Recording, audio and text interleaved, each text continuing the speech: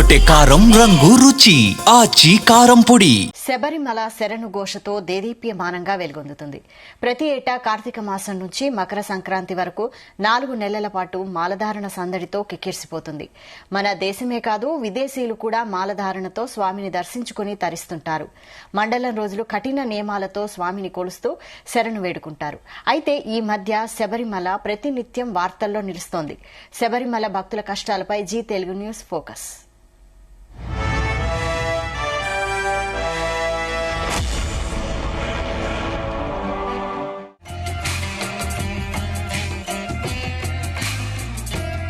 నలభై ఒక్క రోజుల పాటు దీక్ష, కఠిన నియమాలతో దీక్ష, యోగి వలె జీవనం.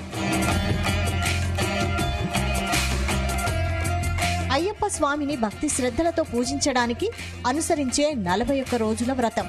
41 రోజులు అయ్యప్ప దీక్ష ఆచరించడం వల్ల ఆధ్యాత్మిక ఆనందం, మానసిక ప్రశాంతత కలుగుతాయని భక్తుల నమ్మకం.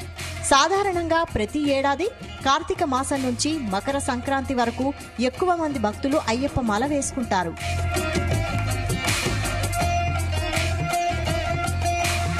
అయ్యప్ప దీక్ష చాలా పవిత్రమైంది. ఈ దీక్ష కాలంలో తప్పనిసరిగా బ్రహ్మచర్యం పాటించాలి. ఖచ్చితంగా చెప్పాలంటే ఒక యోగి వలె జీవించాలి. అబద్ధాలు ఆడకూడదు. ఇతరులను దూషించడం, పరుష పదాలను వాడడం చేయకూడదు. ఇతరులను మోసం చేయడం మహాపాపం. ఈ దీక్ష సమయంలో నిత్యం స్వామి చింతనలో ఉంటూ శరణం అయ్యప్ప అని పఠించాలి.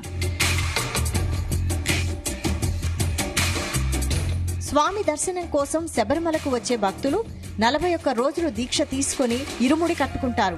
మాలధారణ చేసిన స్వాములు 41 రోజుల పాటు భక్తి శ్రద్ధలతో, నియమ నిష్ఠలతో అయ్యప్ప స్వామిని పూజిస్తారు. వాస్తవానికి అయ్యప్ప దీక్షలో నియమాలకు చాలా ప్రాధాన్యత ఉంటుంది. స్వాములందరూ ఈ 41 రోజులు చాలా కఠినమైన నియమ నిష్ఠలతో దీక్ష కొనసాగిస్తారు. మాంసాహారం, మద్యం, ఇతర వ్యసనాలకు పూర్తిగా దూరంగా ఉండాలి. సాత్విక ఆహారం మాత్రమే తీసుకోవాలి. రోజుకు ఒకేసారి భోజనం చేయాలి. ఈ పవిత్రమైన భోజనాన్నే భిక్ష అని పిలుస్తారు. దీక్ష సమయంలో శక్తి మేరకు కనీసం 5 మంది అయ్యప్ప స్వాములకు అయినా భిక్ష పెట్టాలి. అయ్యప్ప దీక్షలో ఉన్న స్వాములు భిక్షను స్వీకరించడం ద్వారా క్రమశిక్షణ నియమాలను అలవర్చుకుంటారు. ఈ ఆహార నియమాలు, ప్రార్థనలు చేయడం ద్వారా వారిలో దైవశక్తి మరింతగా పెరుగుతుంది. భిక్ష స్వీకరించే ముందు, తర్వాత పవిత్రత, శుభ్రతను ఖచ్చితంగా పాటిస్తారు. అందరూ నేలపైన కూర్చొని భోజనం చేస్తారు. ఇక్కడ రాజు, మంత్రి, పేద, ధనిక అనే తేడా ఏమీ ఉండదు. ఈ దీక్ష తీసుకునే సమయంలో స్వాములు గురుస్వామి లేదా తల్లిదండ్రుల నుంచి అయ్యప్ప మాల ధరించాలి. గురుస్వామికి, తల్లిదండ్రులకు, పెద్దలకు తప్పకుండా పాదాభివందనం చేయాలి. మెడలో ధరించిన రుద్రాక్ష లేదా తులసి మాల ఎట్టి పరిస్థితుల్లోనూ మెడలో నుంచి తీయకూడదు. మాల ధరించిన తర్వాత చిన్న పెద్ద తేడా లేకుండా ప్రతి ఒక్కరిని స్వామి అని సంబోధించాలి. నిత్యం స్వామియే శరణమయ్యప్ప అని మూల మంత్రాన్ని జపించాలి. నలుపు రంగు వస్త్రాలను మాత్రమే ధరించాలి. ఈ దీక్షా సమయంలో 41 రోజులు ప్రతిరోజు ఉదయాన్నే నిద్రలేచి చన్నీటి స్నానం ఆచరించాలి. ఉదయం, సాయంత్రం నిష్ఠతో, భక్తి శ్రద్ధలతో అయ్యప్ప స్వామి వారికి పూజ, కర్పూర హారతి, భజన చేయాలి. ఈ 41 రోజులు నేలపై లేదా దుప్పటి వంటి వస్త్రం వేసుకుని పడుకోవాలి. పాదరక్షలు ధరించకూడదు. దీక్షా సమయంలో క్షవరం చేసుకోవడం, జుట్టు కత్తిరించుకోవడం, గోళ్లు కత్తిరించడం చేయకూడదు.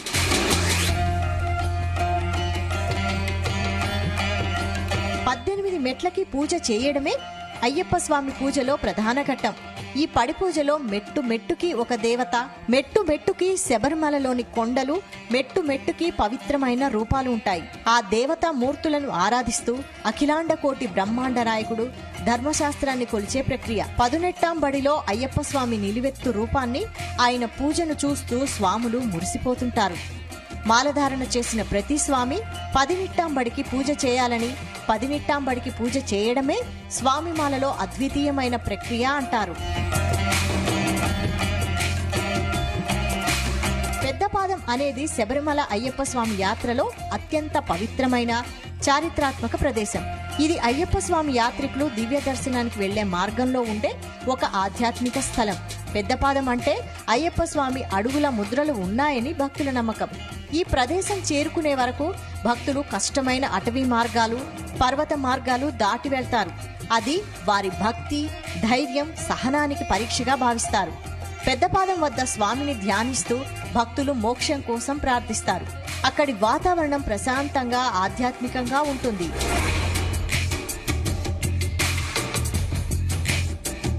పెద్దపాదం మీద అయ్యప్ప దర్శనానికి వెళ్లే వారంతా ముందుగా అయ్యప్ప యాత్ర ప్రారంభ స్థానం ఎరుమేలి చేరుతారు. ఇక్కడ పెట్టా తుల్లల్ పూజ, నృత్యం చేస్తారు. తర్వాత పాదయాత్ర మొదలవుతుంది. అటవీ మార్గం పెరియ మీదుగా భక్తులు స్వామి పేరు జపిస్తూ నడుస్తారు. కఠినమైన పర్వతం కరిమల ఎక్కడం భక్తులకు నిజమైన పరీక్ష. అనంతరం పంపా చేరుకొని నదీ స్నానం చేస్తారు. అక్కడి నుంచి సన్నిధానం వైపు వెళ్లే దారిలో పెద్దపాదం వస్తుంది. ఇక్కడ భక్తులు దీపం వెలిగించి దేవుడిని ప్రార్థిస్తారు. మోకాళ్లపై కూర్చుని పూజ చేస్తారు.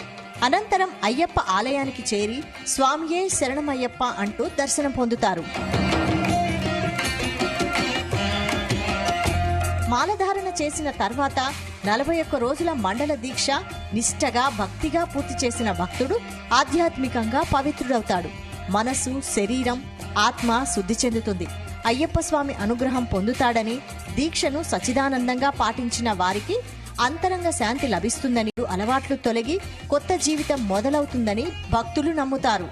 సాత్విక జీవన విధానం వల్ల శారీరకంగా ఆరోగ్యవంతులవుతారు. అయ్యప్ప స్వామి దృష్టి, కరుణ పడితే జీవితంలో శుభం, సౌఖ్యం, విజయాలు లభిస్తాయని, బ్రహ్మచర్యం, ఉపవాసం, సత్యం పాటించడం వల్ల మనసు స్థిరమవుతుందని, మండల దీక్షను పూర్తిగా పాటించడంతో ఆత్మవిశ్వాసం, ధైర్యం పెరుగుతాయని చెబుతారు. లక్షలాది మంది భక్తుల విశ్వాసం అయ్యప్ప. మకరజ్యోతి దర్శనంతో పునీతమవుతుంటారు. అయితే ఇటీవల కాలంలో శబరిమల అనేక వివాదాలకు కేర్ ఆఫ్ అడ్రస్ గా మారుతోంది. మండల మకర విలక్కు పూజల కోసం నవంబర్ 17న శబరిమల అయ్యప్ప స్వామి ఆలయం తెరుచుకోగా దర్శనాల కోసం భక్తులు పోటెత్తారు. యాత్ర మొదలైన 3 రోజుల్లోనే దాదాపు 3 లక్షల మందికి పైగా చేరుకోవడంతో ఆలయ ప్రాంగణం కిక్కిరిసింది. పంబ నుంచి సన్నిధానం మార్గంలోనూ విపరీతమైన రద్దీ నెలకొంది. లక్షలాది మంది భక్తులు ఒకేసారి అయ్యప్ప దర్శనం కోసం తరలి రావడంతో క్యూ లైన్లు నిండిపోయాయి. అయ్యప్ప దర్శనానికి 16 గంటలకు పైగా సమయం పట్టడంతో భక్తులు ఇబ్బందులు పడ్డారు. దీనిపై కేరళ హైకోర్టు జోక్యం చేసుకోవడంతో అధికారులు చర్యలు చేపట్టి పరిస్థితిని అదుపులోకి తీసుకొచ్చారు. దర్శన స్పాట్ బుకింగ్ పై ఆలయ అధికారులు ఆంక్షలు విధించారు. స్పాట్ బుకింగ్ దర్శన టికెట్లను రోజుకు 20,000కు కుదించారు. స్పాట్ బుకింగ్ టికెట్ల కోసం భారీగా తరలి వస్తున్న భక్తులతో పంబ కిక్కిరిసిపోతుండటంతో కొత్తగా నీలక్కల్లో కూడా 7 స్పాట్ బుకింగ్ కౌంటర్లను ఓపెన్ చేశారు.